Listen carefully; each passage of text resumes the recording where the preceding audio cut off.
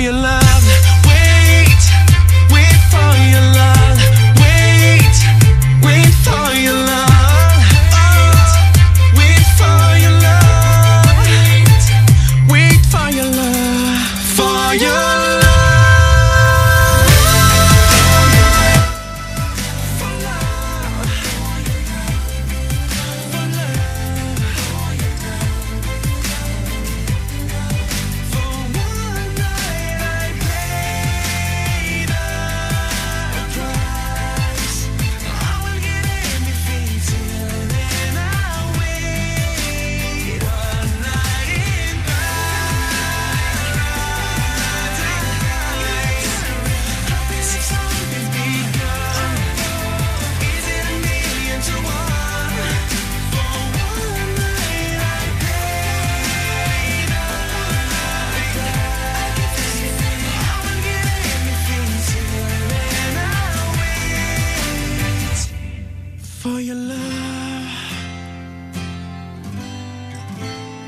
Bon, c'est bon, tu peux rouvrir les yeux, Hello. Alors, le voyage t'a plu ? Oui. Restez connectés, écoutez l'émission partout en France et dans le monde sur puissanceA.com. Puissance A, Dance Floor Radio Show. Eh oui, vous le savez, on est partout toutes les semaines. PuissanceA.com, c'est le site pour nous écouter absolument partout. Puis vous le savez également, les radios en région, Kaolin FM 88.4, Émergence FM 93.7. Nous avons également Canal Bleu 94.3, puis également sur la web radio de Radio Soa, le complexe de nuit de la région, www.lesoaclub.com/radio. Si vous n'avez pas eu le temps de noter toutes les fréquences que je viens de vous dire, PuissanceA.com, il y a tout de marqué dessus. Et puis, tant qu'on était dans le jeu de tout à l'heure avec Baptiste Jabiconi, si je vous dis, qu'est-ce que je peux vous dire alors là pour aller chercher très loin, je sais pas en fait, un indice télé, tu me dis. Je sais pas, je vais laisser Elodie. Allez, Hello. Animateur, radio. Musique, tout à fait. Si je te dis David. Lantin. Voilà. Et bien, je crois que nous l'avons. David Lantin est avec nous. Salut David. Salut à tous. Ouais, super fort ça. Ouais, non, trop fort.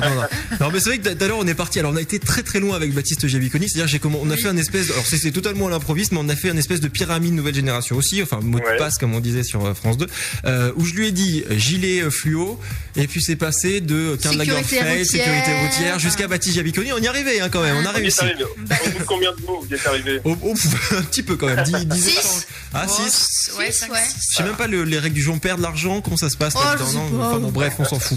Bon, d'ailleurs, ça tombe bien que tu parles de Baptiste Jabiconi, parce que vous savez qu'en ce moment, vous allez pouvoir poser toutes vos questions à Baptiste et il y répondra dans Absolument Star dans 2 semaines. Oui, alors voilà, parce qu'effectivement, c'est ce qu'on va dire aujourd'hui, parce que tu as un emploi du temps assez chargé et des occupations très diverses. Donc, avant de parler de la télé, alors effectivement, on va commencer par la radio, comme on l'a dit tout à l'heure en début d'émission. Tu as commencé un peu comme nous, de toute manière, en radio associative. T'es passé ensuite sur d'autres radios. Explique-nous déjà ton parcours du côté des radios, comment ça a commencé, parce que depuis quand même très jeune, tu savais que tu voulais faire un petit peu ça quand même. Ouais, c'est ça. Vous savez, on en a tous, quand on a une passion, depuis très tôt, on a envie forcément de manger du micro. Donc moi, c'est beau. C'est manger du micro. Manger du micro. C'est fait, finement placé. J'ai dit micro pour l'instant.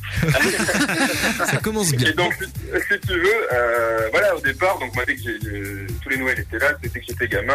Noël, c'était je voulais un micro, je voulais absolument faire l'animateur. Dès qu'il y avait une fête de famille, j'emmerdais un petit peu tout le monde pour jouer avec moi ou pour organiser des jeux dans le jardin, etc. Donc j'ai dit, au bout d'un moment, t'as envie de faire quoi? Ça. Et quoi d'autre? Rien d'autre, ça. Je veux être animateur. Et donc, dès l'âge de 14 ans, en fait, j'ai eu la chance d'entrer dans une radio locale, donc près de chez moi, dans le Lot-et-Garonne, à l'Erac. Et c'est comme ça qu'à 14 ans, j'ai fait mes premiers pas. Et voilà. Et donc j'avais tous les copains du bahut, du collège, du lycée qui me suivaient, les commerçants, tout ça. Et évidemment, je savais très bien que c'était la voie que je voulais prendre et j'en ai fait mon métier. Donc dès que j'ai eu mon bac, je suis parti à Paris faire une école d'animateur radio-télé et journalisme en même temps. C'était une formation assez complète. Et juste après, comme tous les animateurs radio, c'est ce qu'il faut faire, c'est commencer à faire des stages, à partir sur le terrain et voilà, s'entraîner. Voilà. Et c'est vrai que chaque semaine, il y en a qui nous envoient des messages via Facebook en nous disant comment vous avez fait, comment on peut devenir animateur radio. Je crois que le talent, Bien sûr, non mais voilà. Pour revenir à des choses sérieuses, c'est vrai que la meilleure école, c'est les radios de chez vous, les radios locales de proximité, qui vous donneront une chance que les autres radios ne vous donneront jamais, c'est-à-dire le droit à l'erreur. Parce que sur une radio associative, vous pouvez dire des trucs qui ne passeront pas vraiment à l'antenne, Voilà, on mais dit tout le temps, c'est chaque voilà, semaine. c'est ça. Nous on en fait plein, on en profite aussi un petit peu, mais En même temps, que je trouve ça normal. C'est-à-dire qu'il faut apprendre son métier. C'est un mais métier, bien sûr, c'est un pas, travail. tu claques pas des doigts et pouf, tout sort tout seul. Donc voilà, il y a une formation derrière. Donc franchement, renseignez-vous, tous ceux qui veulent faire de la radio chaque semaine. C'est vrai qu'on reçoit des messages. Comment vous avez fait? Quelles études vous avez fait? Moi personnellement, j'ai fait aucune étude de radio. David a été plus loin, il a fait des études.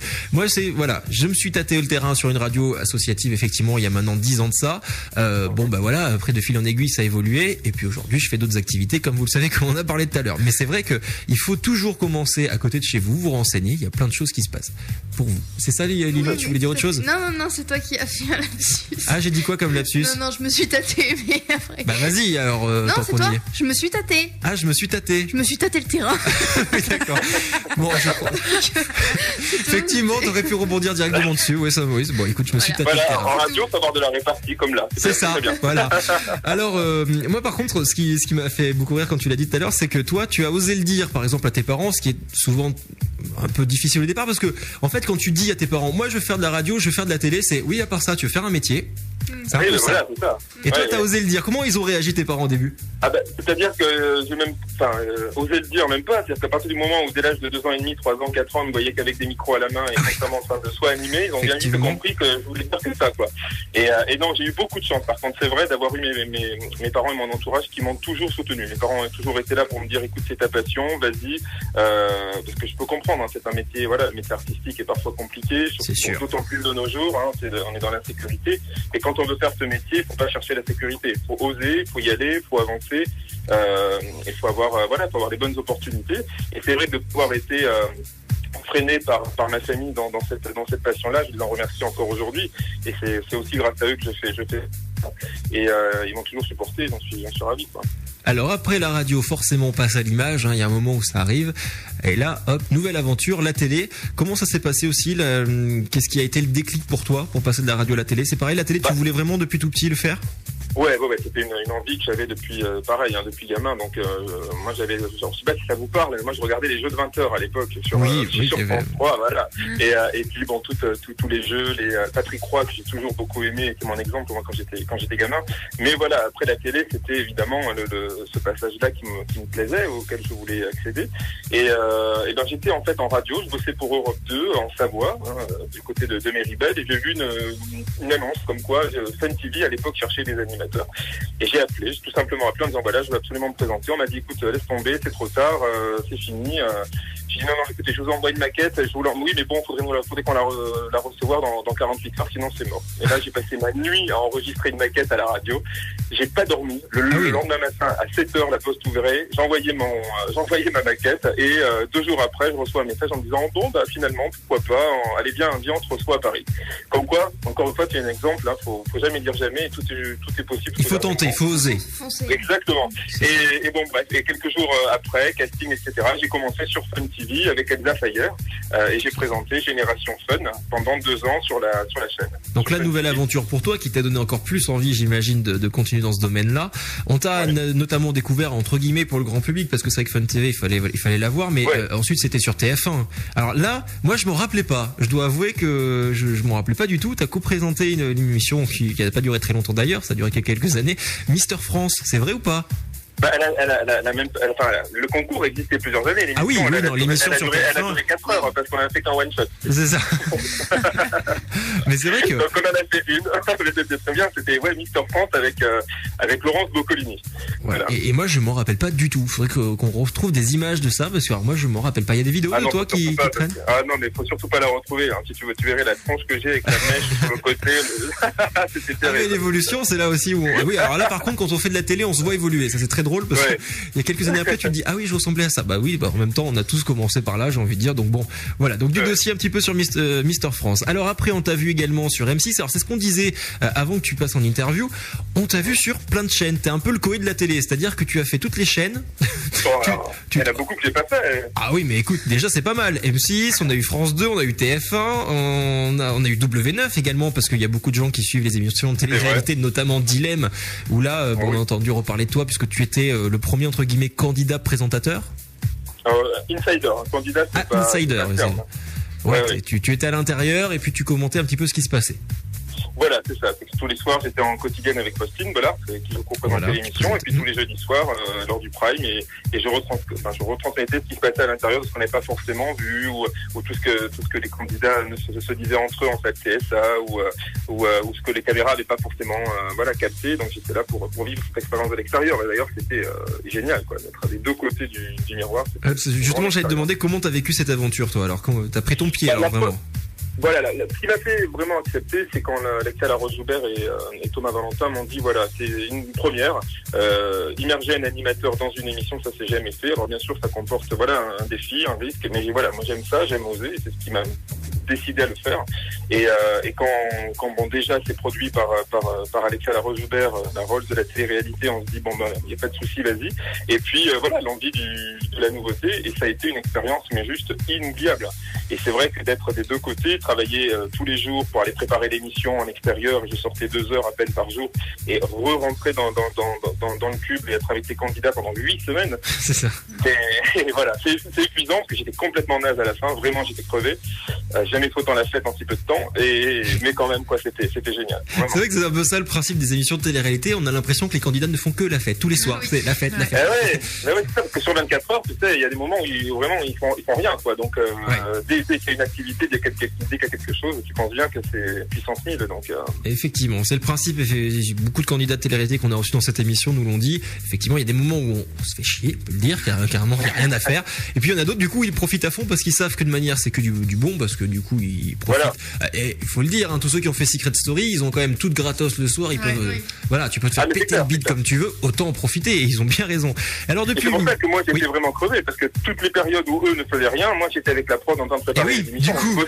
Donc du coup, c'était du H24 pendant 8 semaines. Tu faisais du 2 journées en un, toi. C'était un peu du concentré. Alors depuis 2011, mi-2011, t'es donc arrivé sur M6 où t'as présenté avec Karine Lima le jeu Tout le monde peut jouer. Et le concept est vachement bien. Moi, j'ai bien aimé ce petit concept-là qui fonctionnait avec Skype, c'est ça, si je me trompe pas? Voilà, c'est ça, je trouve ça vraiment sympa, c'est de permettre aux téléspectateurs de jouer de chez eux, de leur boulot, de leur salon, de là où ils sont en fait, et grâce à leur webcam, ils participent à un jeu télé en direct.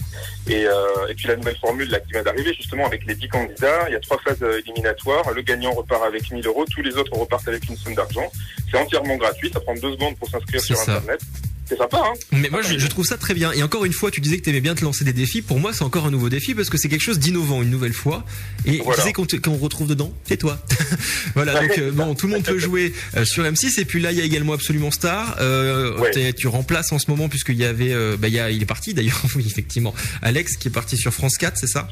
Voilà, Alex est parti sur France 4 et M6 m'a appelé pour me proposer le poste.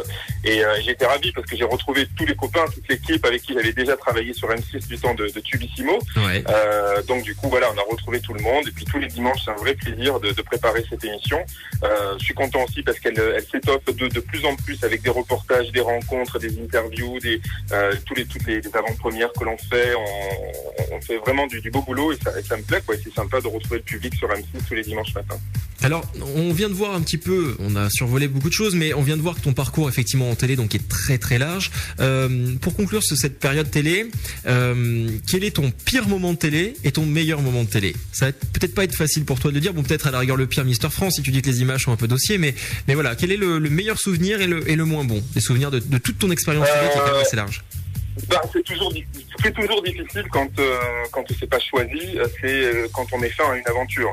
Et c'est vrai que moi, la première fois en fait que j'arrêtais, on m'arrêtait quelque part mon travail, c'était du temps de Fun TV à l'époque, quand on m'a dit l'an prochain on renquille pas, il y a d'autres projets, etc. Là, ça a été vraiment un des pires moments où je me suis dit ça y est, je quitte, ça y est là, c'est la fin d'une histoire, c'est la fin d'une équipe. Donc je me souviens que la dernière sur Fun TV, j'en avais gros sur la patate. Ça c'était pas simple. Et puis pour le reste, moi je suis quelqu'un de qui croque la vie à pleines dents tous les jours. Hein. Donc j'ai besoin voilà que ça soit animé constamment. Donc tous les autres, ce sont vraiment les très bons moments de ma vie. Dilemme restera une aventure exceptionnelle. Et puis au quotidien, toutes ces rencontres que je fais grâce à mon boulot, ça c'est cool. Tout à fait. Alors, si on t'a également aujourd'hui en interview, c'est parce que tu es, à côté d'M6, également présentateur d'une émission qui, on peut voir d'ailleurs sur le web, sur le site de chronostock.fr. Alors, Chronostock, un petit résumé de ce que c'est. Ce sont des magasins éphémères qui viennent s'installer donc près de chez vous. Ça se passe un petit peu partout en France. Avec, c'est un peu le principe de télématin ou les trucs non pas télématin, téléachat, les trucs comme ça. On vient chez vous, on propose des magasins éphémères avec des trucs précassés. C'est ça le concept, hein, si je me trompe pas. Voilà, c'est ça. Alors, ce qui est ingénieux, en fait, dans Chronostock, c'est le principe des pop-up stores en Angleterre ou des guérilla stores comme on les appelle en Espagne. C'est que, vous savez, il y a des lieux qui sont laissés vacants comme ça, où il n'y a rien à l'intérieur, le temps qu'ils soient reloués pendant quelques années pour une marque. Et bien, ce que Chronostock propose, c'est de venir s'installer durant une période donnée, donc quelques semaines, 2-3 mois, et en une semaine, ils y montent un magasin éphémère et ils proposent en fait de l'électroménager, de l'art de la table, de la déco, à prix cassé de moins 20 à moins 70%. Et c'est une idée qui cartonne c'est vachement bien, ça cartonne à l'étranger. Et Bruno Poncé et Édouard Dejardin, qui sont donc les directeurs de Chronostock, ont décidé de monter ça en France. Et ils ont décidé depuis le mois de septembre aussi d'humaniser leur marque en proposant une web TV. Et donc ils m'ont proposé d'être l'égérie de la marque. Donc on peut me retrouver dans les différents magasins. C'est plutôt intéressant, effectivement. C'est plutôt sympa, parce que moi du coup j'ai signé mon premier contrat de pub avec eux. Mais également la présentation de leur magazine. Donc tous les mois, on a 12 minutes sur le site internet chronostock.fr où on vous explique comment faire de bonnes affaires, où aller à Chronostock, quels sont les nouveaux magasins qui ouvrent près de chez vous. Et voilà, là aussi on est une équipe d'une dizaine de personnes et tous les mois c'est un plaisir de proposer ça aux internautes. Et justement, donc les équipes de Chronostock seront à Limoges. Alors parlons-en, ça sera du mercredi 8 février 2012 au samedi 7 avril et ça sera donc du côté du centre commercial Saint-Martial, avenue Garibaldi à Limoges. Vous le savez, c'est quand même un centre qu'on aime bien, donc tendance naturellement, comme est le slogan de... Voilà, donc on aura un magasin Chronostock donc bientôt et puis peut-être l'occasion... un reportage de chez vous, ouais. Eh ben écoute, voilà l'occasion de venir, pourquoi pas même carrément à la radio, puisque attends, du samedi... Ah, mais oui, t'es là, regarde, jusqu'au samedi 7 avril. Le samedi 7 avril, nous faisons une émission. C'est quoi comme émission le 7 avril? Je regarde mon petit conduit. C'est une émission classique avec la découverte du mois qui sera, si je me trompe pas, un chanteur. Ben voilà, écoute, ce sera l'occasion de venir nous faire un petit coucou. Et d'ailleurs, peut-être si vous aussi voulez en savoir plus, si les auditeurs de Puissance A veulent en savoir plus sur les magasins éphémères et Chronostock, suivez ce dimanche, là, demain soir, Capital, sur M6, puisqu'il y aura un sujet qui sera consacré à Chronostock dans Capital. Très bien, ben voilà, à suivre. Voilà. Des questions les filles, donc on y est ou pas, ou on passe directement au sujet sensible? Oui, parce que c'est vite au sujet sensible. Alors, sujet sensible. Non, alors, effectivement, à côté de ça. Mais deux fois, allez-vous donc me parler. À côté de ça, il y a également une société, hein. Voilà. Une société qui s'appelle Trendy Prod. Alors, Trendy Prod, peut-être comme ça ne vous dit rien, mais quand je vous dis Cindy Sander, Mickaël Vendetta, déjà, ça vous dit plus. Alors effectivement, qu'est-ce qui s'est passé? Parce que ça fait un petit moment maintenant l'histoire, mais qu'est-ce qui s'est passé avec Mickaël Vendetta à la fin? Parce qu'on ne comprenait plus rien. Bon, déjà, Coste, si j'ai bien écouté avec les filles tout à l'heure, vous aviez dit que vous alliez tâter le terrain. J'ai pas entendu le tâtage pour l'instant. Bon, alors on va tâter. Voilà. C'est bon. Non, qu'est-ce qui s'est passé? Bon, maintenant il y a prescription quand même. Ça fait un moment que cette histoire a eu lieu. C'est que voilà, on était en contrat avec Mickaël, tout simplement. On a découvert Mickaël sur son blog. On a fait ce que vous avez connu, le buzz pendant 1 an et demi.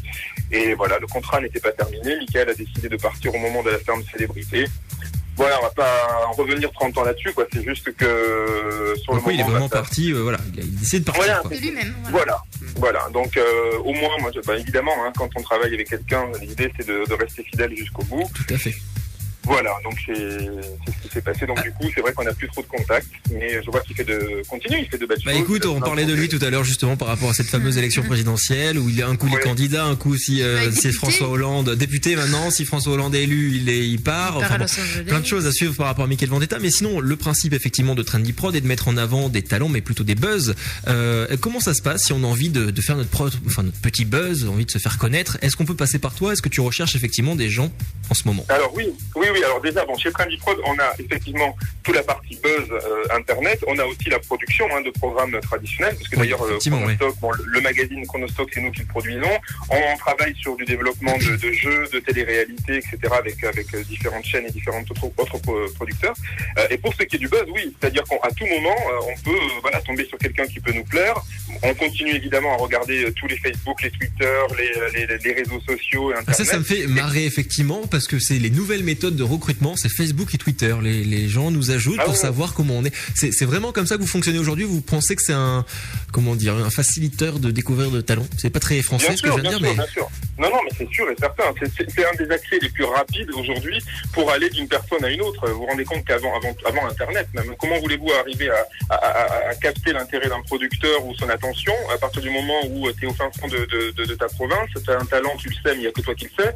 Comment arriver à un producteur qui est à Paris, qui est dans le feu de l'action, qui a 50 000 trucs à faire par jour. Aujourd'hui, via Facebook, via Twitter, tu peux le contacter en 2 secondes. Il y a une vidéo qui va me taper dans l'œil entre mon café et mon croissant, bam, je peux le rencontrer et ça peut faire ce qu'on a fait avec Mickaël Vendetta.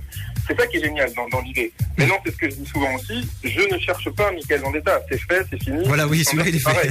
Je cherche pas des clones. Donc pour tous celles et ceux qui m'appellent tous les jours en disant alors, je suis une belle gosse, je suis un beau gosse, je ne fume pas, je ne bois pas, je ne me drogue pas, je fais du sport. C'est fait déjà. Voilà, n'y pensez plus. Non, mais c'est vrai que voilà, ça peut être intéressant si on a qui ont des talents, cachés ou pas d'ailleurs, et qui ont envie de les mettre en avant. N'hésitez pas à contacter Trendy Prod effectivement, et puis on va saluer ton complice de toujours également qui est dans cette société-là et qui t'aide. Voilà, Philippe. Alors on a une question d'ailleurs. C'est deux Jandin ou deux Jardins, ce qu'on disait, voilà. C'est deux Jandins. Deux Jandins. Voilà, d'accord, très bien. Merci. Ben voilà, le débat comme ça est clos.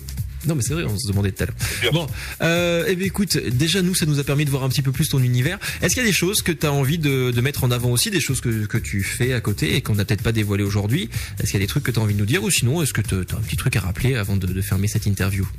Oui, je veux rappeler que évidemment 24 heures sur 24, j'attends tous les amis et tous les gens qui ont envie de venir me rejoindre sur les réseaux sociaux. J'ai un Weezy. Oui, donc, oui. On a eu effectivement, du coup je te recoupe, mais on a eu Cyril, donc créateur du site Weezy, enfin de cette plateforme de blog Weezy. Il y a combien c'était? Il y a 2 mois, 3 mois, c'était pour les 1 an. C'était il y a 2 mois, novembre, voilà, pour les 1 an du site. Et donc voilà, effectivement, David Lantin fait partie des personnalités qui ont un blog sur Weezy. Bon, comment ça se passe sur Weezy alors? Exactement, sur Weezy, puis n'hésitez pas à venir me retrouver aussi sur Facebook et le Twitter, puisque je suis un grand consommateur de tous ces réseaux sociaux, et puis je reste jamais 1 ou 2 heures sans poster quelque chose ou annoncer ce qui se passe. Voilà, et j'aime bien cette communauté, cette interactivité avec les gens. Et voilà. Encore une fois, on remarque que Internet, heureusement qu'il est là, parce que ça permet de garder un contact avec toutes les personnes qui veulent nous suivre, et puis c'est très pratique effectivement. Exactement. Et puis comme tu parlais de Mickaël aussi Vendetta, demain soir sur NT1 en mode gossip, il y aura un reportage où on va interviewer sur Mickaël et on parlera de Mickaël et la politique. Et puis sinon tous les dimanches de 7h à 9h30 sur M6 pour Absolument Star avec Claire. Tout à fait. Ben voilà, je crois qu'on a tout dit. Merci en tout cas David d'avoir accepté cette interview. Merci, c'est super cool. Et puis on se retrouve bientôt, et puis n'hésite pas, dès que tu as de l'actu, tu nous contactes et il n'y a pas de problème, tu passes dans l'émission. Ouais. Merci à tous, merci à vous. Allez, salut David. Salut. Bon week-end. Merci, toi aussi. Voilà, David Lantin, donc vous pouvez retrouver effectivement un petit peu partout, comme on l'a dit, sur M6 et puis également sur d'autres chaînes de télé. Si vous avez des artistes à nous conseiller d'ailleurs, parce que ça peut être aussi l'occasion pour vous de vouloir avoir des interviews dans cette émission, gens que vous connaissez, ou pas d'ailleurs.